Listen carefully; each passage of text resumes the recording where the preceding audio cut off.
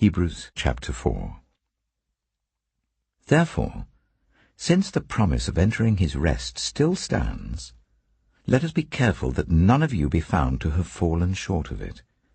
For we also have had the good news proclaimed to us, just as they did. But the message they heard was of no value to them because they did not share the faith of those who obeyed. Now we who have believed enter that rest, just as God has said. So I declared on oath in my anger, they shall never enter my rest. And yet his works have been finished since the creation of the world. For somewhere he has spoken about the seventh day in these words, on the seventh day God rested from all his works. And again in the passage above he says, they shall never enter my rest.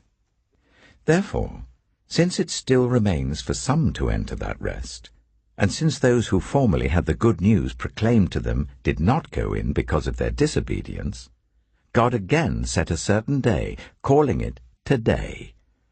This he did when a long time later he spoke through David, as in the passage already quoted, today, if you hear his voice, do not harden your hearts.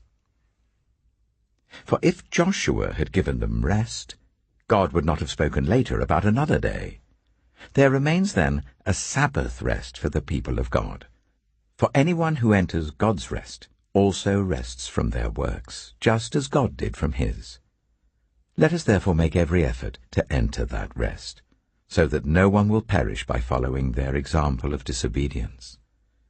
For the word of God is alive and active, sharper than any double-edged sword. It penetrates even to dividing soul and spirit, joints and marrow. It judges the thoughts and attitudes of the heart.